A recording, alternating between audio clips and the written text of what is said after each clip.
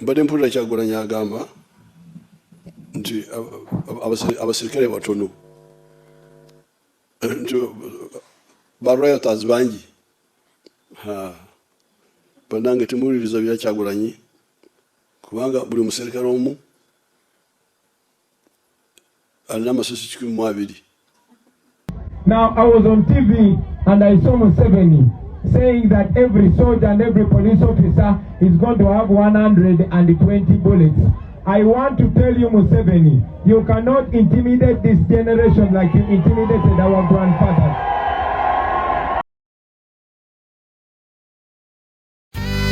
Zula's Chicken yesinga okufumba enkoko waneyo oli enkoko n'owulira ddala ng'olidde enkoko tumya olusaniya lwa Zula's Chicken nga kuliko kapiraawo kachumbari n'ebigenderako olina omukolo oyagala kutwala family yo out kulya ku nkoko jangu ku Zula's Chicken kati eri Mengo opposite Masengere kola order online kati olya ku kye bayita class w'enkoko ngamba chicken ekyenyanja embuzi tumya enkoko ya Zula's Chicken ku Glovo Zula's Chicken lusaniya Mengo opposite Masengere.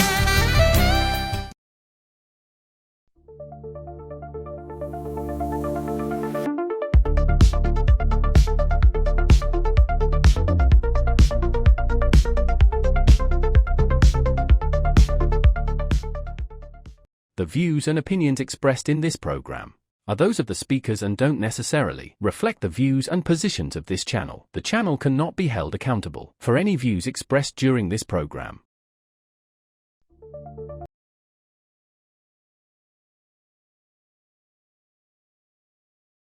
Katofuna videos zifaanaganako bwe ziti yonna gy'owangalira mu bitundu by'ensi nkubuuzaako ne nkwebaza okubeera nga twegasseeko n'olunaku olwaleero. Kale mpaniriza mu campaign trail 2026 mwe tutunuulira ebya bibaddewo ate akawungeezi ke tuba tukubye amabega naddala mu banoonya akalulu era nga tuli amaaso tugatadde ku Robert Kyagulanyi Ssentamu akwatidde ekibiina kya National Unity Platform Bendera.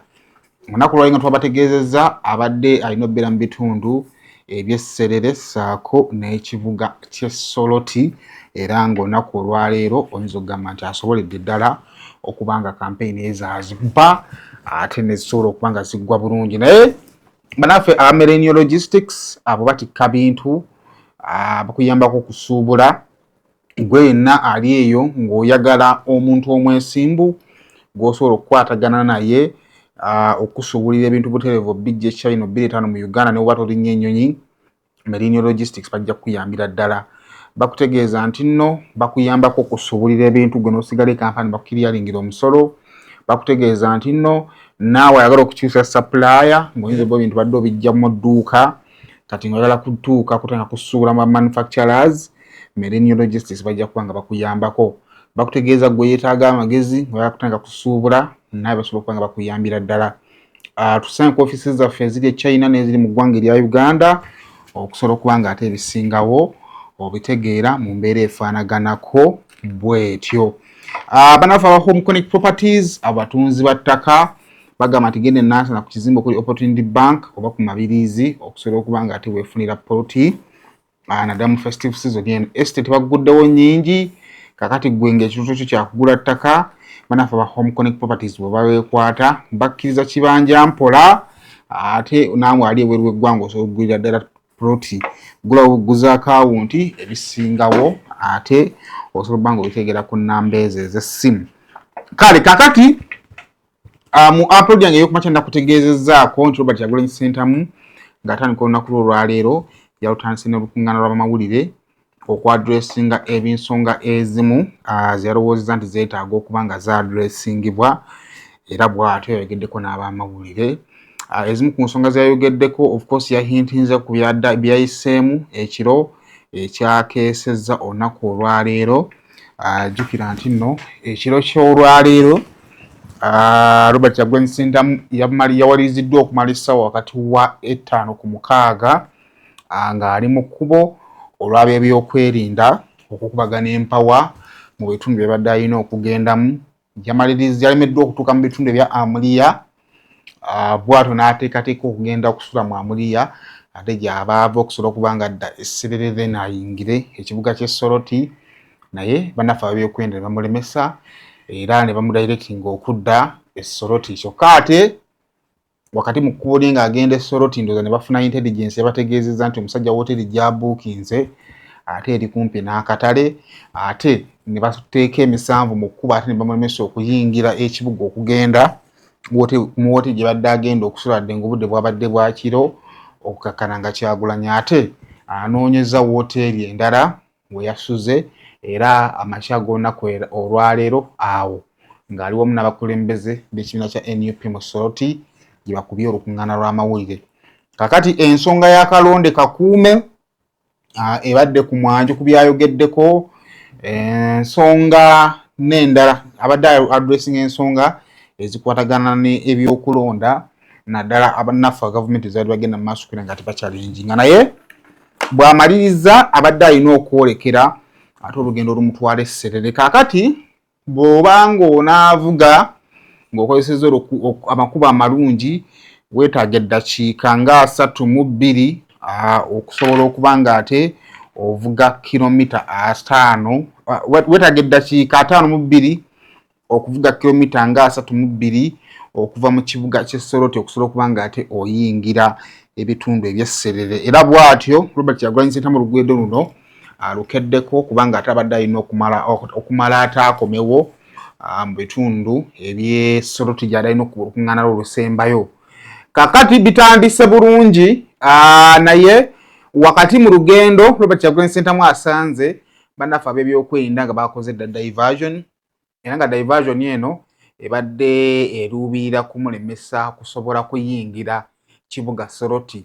Kakati singa ayingidde Soroti n'akifuluma kubanga Sserere eri wabweru wa Soroti, bw'oba ova Kampala osooka Sserere okudda e Soroti. Kakati eri mu bitundu emabegako ku kkubo.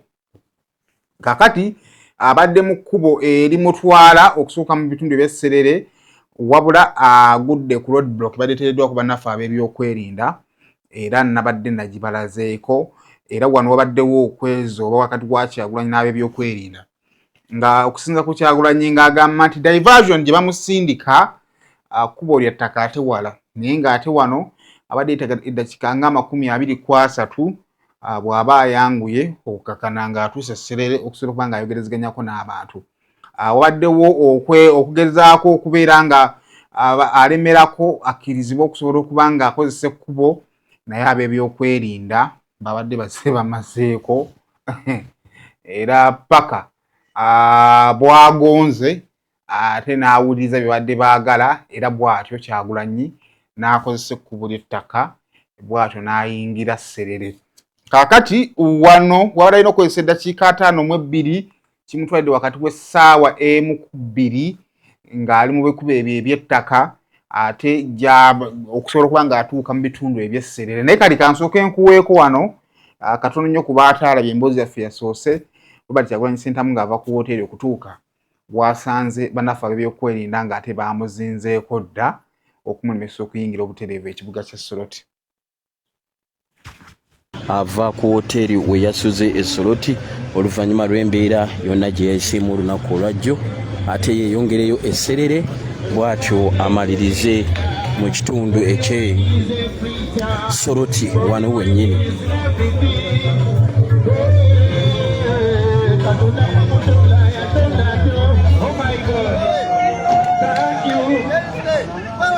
Ya bulijjo ku byatera okwambala kuba tabijjaamu ye Smile tannajeyambula ataddeko bamusongedde ayite bakibulokinze era bamugamba ayite mu luguudo lwe lumu lwe babadde bamusongera okuyitamu gy'ekiro gye babadde bamubuukingidde wooteri. Poliisi eyinayo ki?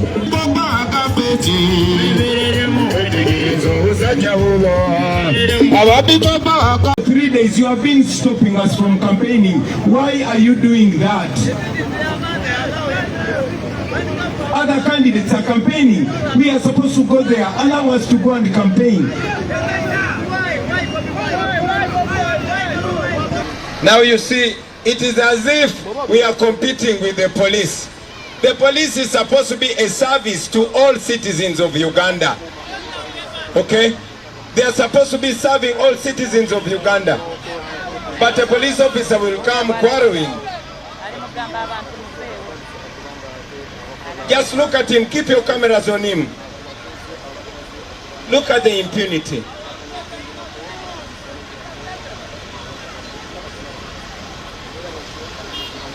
I can tell you, you can block the roads, you can harass us, but you cannot force the people of Uganda to love your boss.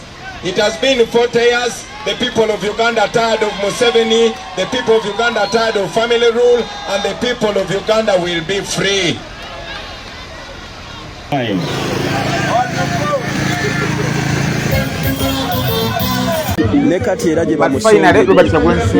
Amaliriza ng'obudde butambula ate naye n'akozesa kuva nafa byekwene badde bamuteerawo.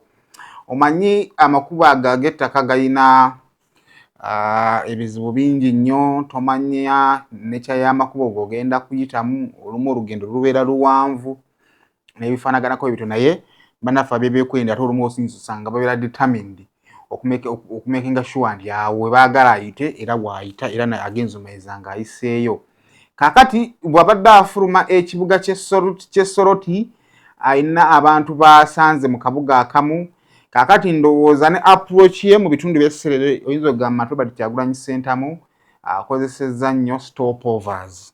Akozesezza nnyo stopovers, takubye enkuŋŋaana gaggadde naye buli kabuga waasanze abantu nga baamulindiridde. Robert Kyagulanyi Ssentamu abadde afissaawo akadde n'abeera ng'ayogerezeganyako nabo era nga mu bigambo by'abadde asinga okukozesa kwe kubasaba ng'ennaku z'omwezi 15 okumuyiira obululu ate ku ntebe ennene ey'obukulembeze bw'eggwanga ate bw'atyo n'okubasaba okwebeereramu. Kaakati Robert Kyagulanyi Ssentamu bw'avudde mu katawuni akamu akali mu bitundu eby'Essoroti awo wano wennyini waasoose actually waasanzewo ne road block wadde nga bayinza okuba badde bazze kukwasa mirembe era tebalina kye bamukoze.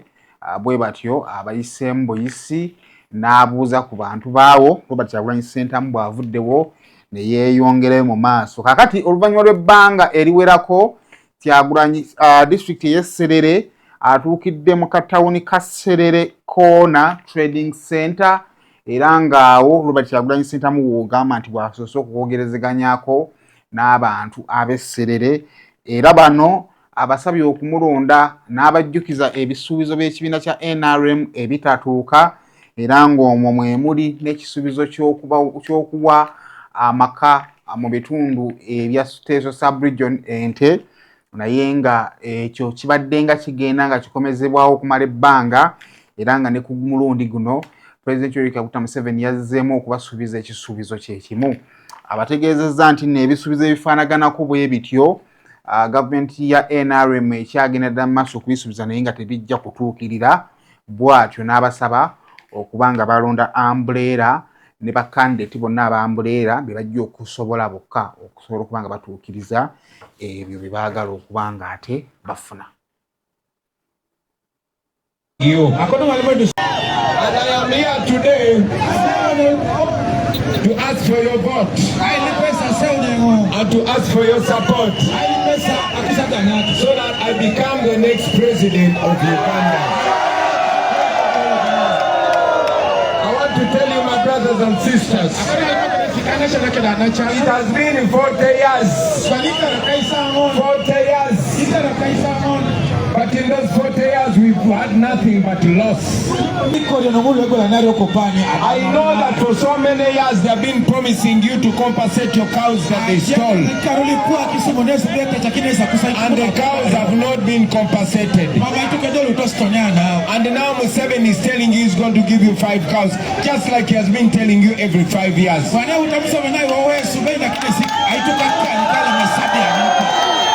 very happy that the people of Terere and the old people of Teso all together have said no cow, no vote. But as if that is not enough, even the lake that you have naturally has been taken away from you. I can go on and on with your problems. But because we have no time, I will just talk about what we're promising you.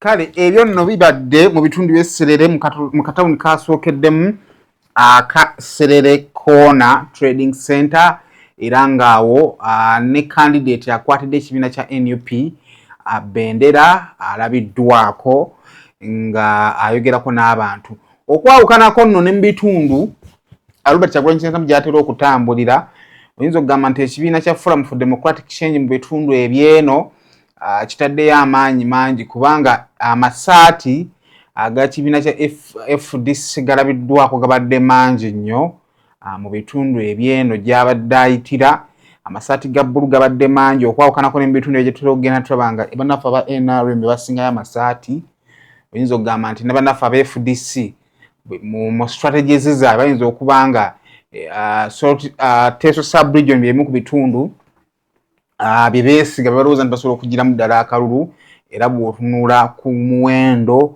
gw'aba candidates FDC beesimbyeyo waliwo ne mu kitundu ekimu Robert Kyagulanyi Ssentamu bwe yali atandika campaigns mu bitundu bya Teso sub-region gye yawanika candidate w'abannaffe aba FDC so oyinza okugamba nti akalulu keeno kayinza okugabanwa ennyo wakati w'ekibiina ekifuzi ekya NRM kubanga of course balinayo abakulembeze bangi ate bali mu buyinza ekibiina kya NUP okubeera nti ekibiina ekisinga obunene ku opposition then ekibiina kya FDC oyinza obutakibuusa maaso kubanga jjukira pulezidenti waakyo amuli yati asibuka eno ate n'obudde bawaddeyo bungi kale kakati Robert Kyagulanyi Ssentamu awo taluddeewo bwato ne yeeyongerayo mu maaso okusobola okubeera ng'ate anoonya akalulu kakati bw'avudde awo Robert Kyagulanyi Ssentamu atuukidde mu katawuni ka Serere bakayita Serere Shop Trading Center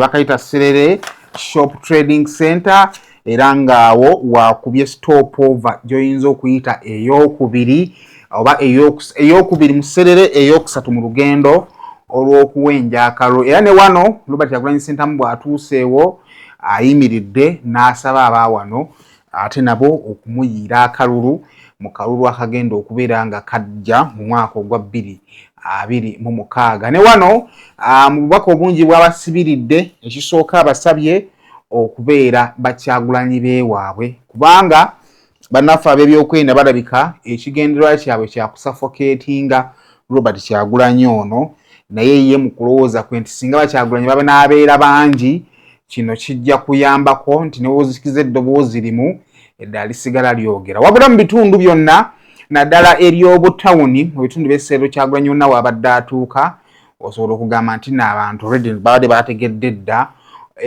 eddoboozi babadde bawuliridde edda obubaka nti Kyagulanyi agenda kuyitako ewaabwe era abavubuka obwedda ku makubo kwe bali mu bungi okusobola okuba nga tebamwaniriza kale katobeko ate Serere Upper Shop Trading Center Kyagulanyi wakubye stopover ey'okubiri mu Serere. Do you, the people of Serere, do you have anything to protect? All they are telling you to protect is the pain. I am telling you we have a chance to bring a new Uganda. And on 15th of January we are going to choose between old Uganda and the new Uganda. I am presenting myself together with a team of able young leaders so that we can change this country for the You see now what the police is doing. They are using pepper spray and tasers on innocent people. Now you know what I am talking about. So I am here to tell you that in the new Uganda, we shall not buy bullets, we shall buy tablets. In the new Uganda, in the new Uganda, You will not be seeing soldiers with guns on the street. You are going to be seeing teachers and doctors in your community. And finally, to you the people of Serere and the people of Teso. Kale, ebyo nno bwe bityo bibadde era n'abaawano bw'abamaliriza Kyagulanyi abadde ali ku speed ajjukira abadde alina okuddamu okwetoola ate ku kikubo eky'ettaka ekirina okumuzaayo mu bitundu eby'Esoloto so awo nawo taluddeewo kaakati stop over ey'okusatu Robert Kyagulanyi Ssentamu agikubye mu bitundu eby'Ekamodo era nga ne kano katawuni kalala mu bitundu eby'Esserere era ne wano Robert Kyagulanyi Ssentamu asanzewo namungi w'omuntu amulindiridde era bw'atyo nawo n'ababuuzaako era n'abasaba okubeera nga bamuyiira akalulu nabo kamba kuwe. Please send this message far and wide. And on the election day, please turn up in large numbers. And when you vote, don't leave the polling station. Film everything that is going on. And share it on TikTok because it's a connected generation.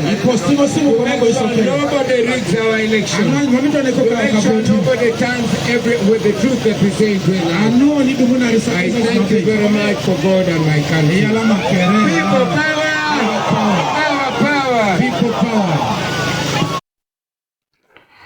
Kale kakati Robert Kyagulanyi Ssentamu amaliriza Kamodo ate olwo Bwanga n'aboolekeza okudda Essoloti ate okusobola okuba nga ayogerako n'abeeyo era nga bino nno okugenda mu maaso Kyagulanyi yabadde ali mu kukuba enkuŋŋaana eno nga baba Essoloti batandise dde okugenda ku venue we babadde balina okubeera nga ate basisinkana naye olugendo lubadde luwanvu nti batuuse ne ku extent wummulamuko ate ne baddamu olugendo baddamu ne baluvuga buto Kyagulanyi azzeemu n'ayambalagana n'olugendo luno era abadde anaatera okufuluma ate anaatera okuyingira ebitundu eby'Essoloti asanze abantu abalala mu bitundu bye Odere Odere kabuga oyinza okugamba nti Odela kali mu bitundu eby'Essoloti kali mu bitundu eby'Essoloti naye nga kali mabegako kabadde walako ne venue gyabadde alina okubako campaign so awo ayimiridde obuyimirize kubasaba kubeera nga bamwegattako ate ku kisayi wabadde agenda okuba nga akuba olukuŋŋaana era bw'atyo Kyagulanyi ne yeeyongerayo okusobola okuba nga ataatuuka ku Nyakatumwa Nyakatumwa awo abadde alina okuba nga ate akuba olukuŋŋaana kakati eno yonna ng'avudde mu kikubo eky'ettaka bannaffe ab'ebyokwerinda nga bwe kyabadde ekigendererwa kyabwe nga tebaagala kulaba ku Kyagulanyi nga approachinga ekibuga asanze diversion ebadde emutangira okweramba obutereevu ekibuga era bwe batyo ne bamuwa luutu eri alternative wabadde alina okuyitira olw'okuba nti obudde buyinza okuba bwabadde bwagenzegenze dda Kyagulanyi tawaliddeemu era bw'atyo n'akwata ekkubo ab'ebyokwerinda bye badde bamuwadde kaakati abantu ndowooza nabo batandise okukitegeera nti nno Kyagulanyi amakubo agakola kitagayitamu kubanga abadde yakava ku roadblock ab'ebyokwerinda bye bamutadde asanze namungi w'omuntu abadde amulindiridde ku kikubo eky'ettaka era abantu abo nga bw'abasanze bamuwerekedde ne bano abadde balindiridde wano ku roadblock nabo balabiddwako nga basalinkiriza mu nsiko okusobola okubeera nga ate beegatta ku bantu so bwe batyo ab'ebyokwerinda oyinza okugamba nti kino bayinza okuba nga ekyokuziyiza abantu oba kiba nga ekigendererwa kyabwe kibadde kyakuziyiza Kyagulanyi kutambula n'abantu oyinza okugamba nti ab'Essoloti tebasobodde kuba nga bakimuwa kakati abantu bano bamuwerekedde paka bamutuusizza ate ku venue wabadde alina okuba olukuŋŋaana nga bwe nakutegeezezza nti nno ku venue already abantu babadde weebali babadde batuuse dda era oyinza okugamba nti Soloti taswazizza abantu bazze mu bungi okusobola okuba nga tebawuliriza obubaka bwa Robert Kyagulanyi Ssentamu now mu Soloti oyinza okugamba nti Kyagulanyi wakoledde statements ezimu ezibadde zoyinza okugamba nti nno ezibadde ezanaamirizo ezibadde ez'amaanyi. Kakati mu bubaka bwa Robert Kyagulanyi Ssentamu buli gy'abadde agenda abadde alina statement gy'agenda akoonako ng'agamba abantu be nti ab'ebyokwerinda temubatya, bali 5,000 gyokka, ate ffe tuli bangi. Kakati ekigambo ekyo kivvuunuddwa abantu mu ngeri ey'enjawulo era nawe wandaba osobola okukivvuunula mu ngeri yonna gy'oyinza okwagala. Naye kakati omukulembeze w'eggwanga yavaayo oluvannyuma lw'okuwulira ekigambo ekyo n'alabula abantu nti kituufu Uganda esobola okuba ng'erina abakuumaddembe oba abasirikale 5,000 naye jjukira nti buli mundu y'omusirikale erina obusobozi obuvaamu amasasi 12. Era bw'atyo n'alabula abo abayinza okwagala okutambulira ku bigambo bya Kyagulanyi okwegendereza nti amasasi ago mangi, muyinza okuba muli bangi naye muyinza obutasobola kweŋŋanga bakuumaddembe kubanga balina amasasi mangi mu mmundu yaabwe. Kakati ebigambo ebyo bye bimu ku bigambo Robert Kyagulanyi Ssentamu kwazimbidde okwogera kwe bw'atuuse mu bitundu eby'e Soroti. Ndowooza tusooke tutandikirawo. Nolwekyo kimweraliikirira mwena mugende mulonde tewagenda kutabula Uganda. Mbadde mpulira Kyagulanyi agamba nti abasirikale batono nti bariotas bangi. Banange temuwuliriza bya Kyagulanyi, temuwuliriza bya Kyagulanyi kubanga tebirinamu kulengera. Kubanga buli muserikale omu alina amasasi 12. Kati ekibala ekyo bw'ogamba nti bariotas bangi sooka obala amasasi g'abaserikale ojja oyogere ku namba. It's not a number, it is okugoberera ebiragiro. Nolwekyo kimweraliikirira mwena mugende mulonde tewagenda kutabula Uganda, taliiwo. Now, I was on TV and I saw Museveni saying that every soldier and every police officer is going to have 120 bullets. I want to tell you, Museveni, you cannot intimidate this generation like you intimidated our grandfathers.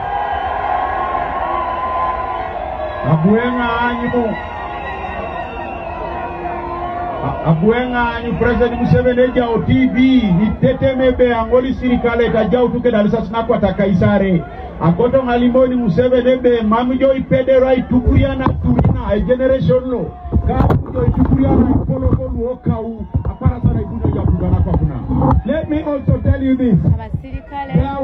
There was the Prime Minister in Bangladesh who ordered for a killing of almost 1,000 people. That Prime Minister has been sentenced to death. So I want Museveni to know that Uganda was here before him, Uganda will be here after him. And the people of Uganda will stay here because we are even younger than him.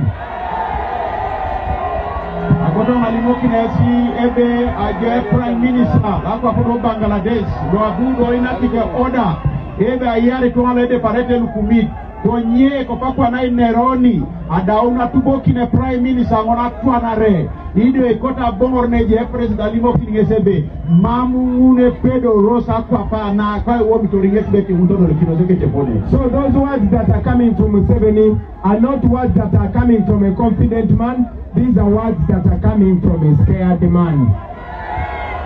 Mbadde mpulira Kyagulanyi agamba. So ebyo n'ebirala Robert Kyagulanyi Ssentamu byayogeddeko olunaku olwaleero era nga okusinziira ku kalenda Robert Kyagulanyi Ssentamu olunaku olwaleero olw'enkya ku Lwokutaano zigenda kubeera 19. Akyagenda mu maaso kubeera ng'ataatalaaga ebintu ebitundu ebyenjawulo mu sayidi ezeeyo era ndo tujja kuba nga tumwongera. Kakati leero amaliriza Soroti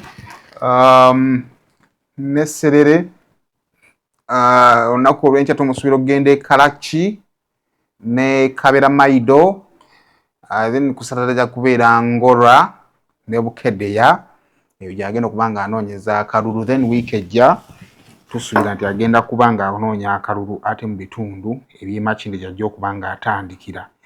Ndowooza we tujja okutandika ate n'olunaku olw'enkya okulaba ku update ebirala ebinaaba nga bibeerawo. Tusigenda kusukka wano, musube bulungi mweraba. Meet our passionate creator, ready to bring ideas to life at Truth Design Academy.